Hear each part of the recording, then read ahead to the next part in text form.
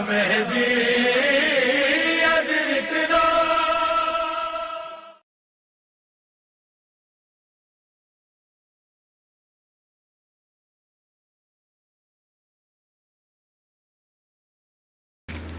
لا حول ولا قوة إلا بالله العلي العظيم. أعوذ بالله من الشيطان الرجيم. بسم الله الرحمن الرحيم. الحمد لله رب العالمين. الصلاة والسلام على محمد وآله الطيبين الطاهرين واللعنة الدائمة على أعدائهم أجمعين. محترم ناظرین کرام، السلام علیکم ورحمۃ اللہ وبرکاتہ. ایک مرتبہ پھر آپ سب کی خدمت میں امیر المومنین علیہ الصلوۃ والسلام کے کلام، ان کے اقوال لے کر حاضر ہوئے ہیں. ناظرین، آج چونکہ شب قدر کی وہ عظیم رات ہے، وہ بابرکت رات ہے، جس دن تقدیریں لکھی جاتی ہیں، جس دن تقدیریں ثبت ہوتی ہیں، اور جس دن انسان کے لیے ضروری ہے کہ وہ آج اپنے پروردگار کی بارگاہ میں مستقل طور پر آہ و فریاد کرتا رہے، دعائیں کرتا رہے، تاکہ پروردگار عالم جب اس کی تقدیر لکھے، جب اس کے بخت کا جب اس کے بخت میں کچھ لکھا جائے، جب اس کے بخت کو تیار کیا جائے آئندہ کے لیے، مستقبل کے لیے، تو پھر وہ اس کے حق میں بہتر سے بہتر لکھے. آج 23 رمضان المبارک کی شب ہے، شب 23 ہے، جو کہ شب قدر کی عظیم ترین رات ہے، اور شبہائے قدر میں سے سب سے عظیم شب، کہ جس دن ایک تو شب قدر، اور اس کے اوپر سے سب سے خوبصورت موقع یہ کہ قرآن مجید فرقان حمید کا نزول پیغمبر اکرم صلی اللہ علیہ وآلہ وسلم پر مکمل طور پر آج کامل ہو گیا. قرآن پیغمبر کی خدمت میں مکمل پہنچا دیا گیا، اور آج قرآن کا سلسلہ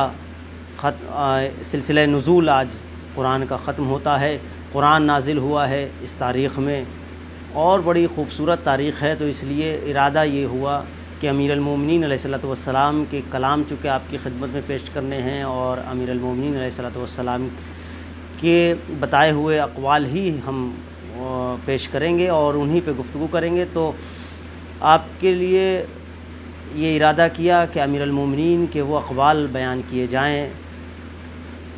کہ جو امام نے قرآن مجید کے سلسلے سے فرمائے ہیں، اور قرآن مجید کی طرف جو لوگوں کو دعوت دی ہے، اور اس کی فضیلت، اس کے مقام کے سلسلے سے جو بیان کیا ہے. انشاءاللہ 2 حصوں میں اس سلسلے کو رکھیں گے جو قرآن مجید کا ہے. آج کی شب اور اس سے آنے والی اگلی شب، یعنی شب 23 اور شب 24 میں انشاءاللہ آپ کو اور آپ کی خدمت میں حقیر کی جانب سے قرآن مجید کے سلسلے سے جو امیر المومنین علیہ الصلوۃ والسلام نے فرمایا ہے وہ پیش ہوگا، اور انشاءاللہ کوشش ہوگی کہ تھوڑی بہت گفتگو اس حوالے سے ہو جائے کہ امام نے کس طرح سے ہمیں اس طرف وادار کیا ہے. محترم ناظرین کرام، امیر المومنین علیہ الصلوۃ والسلام جب قرآن کی بات کرتے ہیں، اور جب قرآن کا مسئلہ آتا ہے، اور جب قرآن کی دعوت دیتے ہیں لوگوں کو، تو فرماتے ہیں وَاعْلَمُوا أَنَّ هَذَا الْقُرْآنَ وَالنَّاصِحُ الَّذِي لَا يَغُشُّ وَالْهَادِيُ الَّذِي لَا يُضِلُّ. یاد رکھو، جان جاؤ، کیا یہ مولا فرما رہے ہیں، دیکھو کسی کو یہ قرآن جو ہے وہ کیا ہے، ان ھذا القرآن هو الناصح، یہ قرآن ناصح ہے، یہ قرآن نصیحت کرنے والا ہے. یعنی انسان یہ سمجھ لے کہ یہ قرآن انسان کو نصیحت دے رہا ہے، اور ایسی نصیحت ہے کہ جو فریب نہیں، ایسا نصیحت دینے والا ہے جو فریب نہیں دے گا، لا یغش، فریب نہیں دے گا، والہادی لا یضل، اور قرآن ایک ایسا ہدایت کرنے والا ہے، ایک ایسا ہادی ہے جو کبھی کسی کو گمراہ نہیں کرتا. یعنی قرآن مجید کے سلسلے سے امیر المومنین علیہ الصلوۃ والسلام فرما رہے ہیں کہ یہ ہادی بھی ہے، اور یہ ناصح بھی ہے، یہ نصیحت کرنے والا بھی ہے، ہدایت کرنے والا بھی ہے. لیکن نصیحت کرنے والے بھی بہت طریقے کے ہوتے ہیں، اور ہدایت دینے والے بھی بہت طریقے کے ہوتے ہیں. بعض نصیحت کرنے والے انسان کو گمراہی کی طرف لے جاتے ہیں، بعض نصیحت کرنے والے انسان کو جہنم کی طرف لے جاتے ہیں، بعض نصیحت کرنے والے انسان کو اچھائی کی نصیحت نہیں کرتے بلکہ برائی کی نصیحت کرتے ہیں، خرابی کی نصیحت کرتے ہیں، باطل کی نصیحت کرتے ہیں. لیکن قرآن کا یہ خاصہ ہے کہ وہ انسان کو جب ایک تو سب سے بڑی بات کہ وہ نصیحت کرنے والا ہے، اور اس کے ساتھ ساتھ وہ ایسی نصیحت کرنے والا ہے کہ جس نصیحت میں کسی کو دھوکہ فریب نہیں ہے، وہ حق کی جانب نصیحت کرتا ہے، وہ صحیح کی نصیحت کرتا ہے، وہ حق کی طرف دعوت دیتا ہے۔ اسی طرح سے قرآن ایک ایسا ہادی ہے کہ جو باطل کی طرف نہیں بلاتا، بلکہ قرآن انسان کو ہدایت کی طرف بلاتا ہے۔ قرآن ایک ایسا ہادی ہے جو اس کی اس طرف ہدایت کرتا ہے کہ وہ گمراہ نہ ہونے پائے، ایسے ہدایت کرتا ہے کہ وہ گمراہ نہ ہونے پائے۔ اگر قرآن سے انسان متمسک ہو جائے تو پھر انسان کی گمراہی کا جو سلسلہ ہے وہ کم ہو جائے۔ کیوں؟ کیونکہ قرآن ایک ایسا ہادی ہے، قرآن کے سلسلے سے جو امیر المومنین علیہ الصلوۃ والسلام نے فرمایا ایک ایسا ہادی ہے کہ جو کبھی گمراہ نہیں کرتا، تو ہمیں اس سے متمسک ہو جانا چاہیے، ہمیں اس کے ساتھ رہنا چاہیے، ہمیں اسے اپنی زندگی میں اپنے ساتھ رکھنا چاہیے۔ کیوں؟ اگر ہمیں ہدایت چاہیے اور ایسی ہدایت جو ہمیں گمراہ نہ کرے تو پھر ہمیں قرآن کا ساتھ لازمی طور پر ضروری ہے،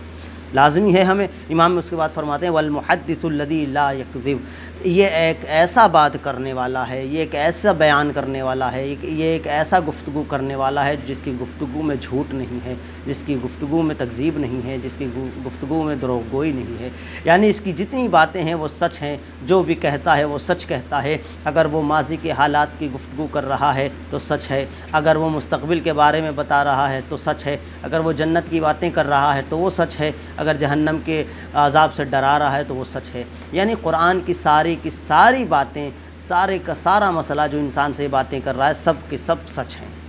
پھر فرماتے ہیں وما جالس ھذا القرآن احد الا قام عنہ بزیادۃ او نقصان، فرماتے ہیں کہ جو بھی اس قرآن کا ہم نشین ہوا، جو بھی اس قرآن کا ہم نشین ہوا ہے، جو بھی اس قرآن کو اپنے ساتھ جس نے بھی رکھا، وہ ہدایت کو بڑھا کر اور گمراہی و ضلالت کو گھٹا کر اس سے الگ ہوا ہے۔ یعنی جس کی زندگی میں قرآن شامل ہو گیا ہے، جس کی رگ رگ میں قرآن بس گیا ہے، جس نے اپنی زندگی کے ہر مرحلے میں قرآن کو ساتھ رکھا ہے، تو اس کا خاصہ یہ ہوا ہے کہ اس میں جو امام فرما رہے ہیں کہ اس وقت تک وہ وہاں سے اس سے الگ نہیں ہوا جب تک کوئی زیادتی نہیں ہو گئی ہے، یعنی کوئی اضافہ نہیں ہوا یا کوئی کمی نہیں ہوئی۔ تو یہ کوئی کمی یا زیادتی یا اضافہ کس میں؟ یعنی ہدایت میں اضافہ اور گمراہی میں ضلالت میں کمی۔ یعنی قرآن سے جو متمسک رہا اس کو ہدایت پہ ہدایت ملتی رہی، اس کی ہدایات کا سلسلہ آگے بڑھتا رہا، اور اس کی ہدایت میں اور اس کو آگے بڑھنے میں، صحیح طریقے اور صحیح راستے پہ چلنے میں ہمیشہ اس کو ایک نئی راہ ہمیشہ دکھی اور ایک اچھا سلسلہ اس کو نظر آیا۔ یعنی اس کی معرفت بڑھتی گئی ہدایت کے سلسلے سے، اور گمراہی اور ضلالت کے سلسلے کا مسئلہ جو تھا وہ اس کا کم ہوتا رہا، چونکہ قرآن ہدایت کرنے والا ہے، ہدایت دینے والا ہے، اور اسے جس نے اپنی زندگی میں اتار لیا وہ ایسا ہو جاتا ہے کہ اس کی ہدایت ایک عروج تک پہنچ جاتی ہے، اور وہ جس گمراہی میں تھا وہ ختم ہوتی نظر آتی ہے۔ تو یہ قرآن کی باتیں ہیں۔ پھر امام فرماتے ہیں آگے اس کی وضاحت بھی کرتے ہیں زیادۃ فی ہدا و نقصان فی عمی، ہدایت کے مسئلے میں زیادہ ہوا ہے وہ بندہ جس کے ساتھ قرآن ہے، جو قرآن کو اپنے ساتھ ساتھ رکھے ہوئے ہے، وہ ہدایت کے مسئلے میں اس میں اضافہ ہوا ہے، اور گمراہی و ضلالت کے مسئلے میں اس میں نقص و نقصان ہوا ہے، اس میں کمی و بیشی اس میں کمی واقع ہوئی ہے۔ یعنی اس کے یہاں ضلالت کا مسئلہ کم ہو گیا ہے اور ہدایت کا مسئلہ زیادہ ہو گیا ہے۔ پھر امام فرماتے ہیں وَاعْلَمُوا أَنَّهُ لَيْسَ عَلَىٰ أَحَدٍ بَعْدَ الْقُرْآنِ مِنْ فَاقَةٍ، یہ ایک جملہ ہے کہ جسے امام نے یہاں پر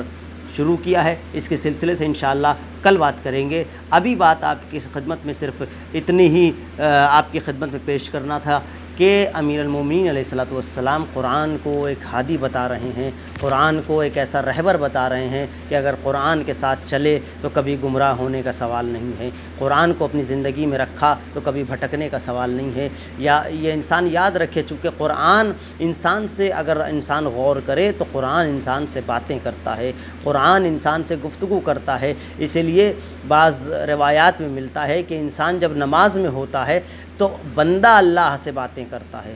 جب انسان نماز پڑھتا ہے تو بندہ اللہ سے باتیں کرتا ہے، لیکن جب انسان قرآن پڑھتا ہے تو اللہ بندوں سے باتیں کرتا ہے۔ تو یہ قرآن خداوند متعال کا کلام ہے، خداوند عالم کی گفتگو ہے کہ جو خداوند عالم ہم لوگوں سے کر رہا ہے، ہم لوگوں سے بتا رہا ہے۔ اس کے سلسلے سے لوگوں کو سوچنا چاہیے، اس کے سلسلے سے اپنے اندر حساسیت لانی چاہیے، قرآن کے سلسلے سے کام کرنا چاہیے، قرآن کے سلسلے سے جتنا زیادہ ہو سکے قرآن کو سمجھنے کے سلسلے سے، قرآن کے میں جو واقعات ہیں ان کے سلسلے سے قرآن میں جو پیشن گوئیاں ہیں ان کے سلسلے سے انسان کو کہیں نہ کہیں علماء کرام سے کتابوں سے استفادہ کرنا چاہیے، اور یہ تب ہوگا جب قرآن کی طرف انسان متوجہ ہوگا، یہ تب ہوگا جب انسان قرآن کو اپنی زندگی میں رچ بس لے گا۔ جب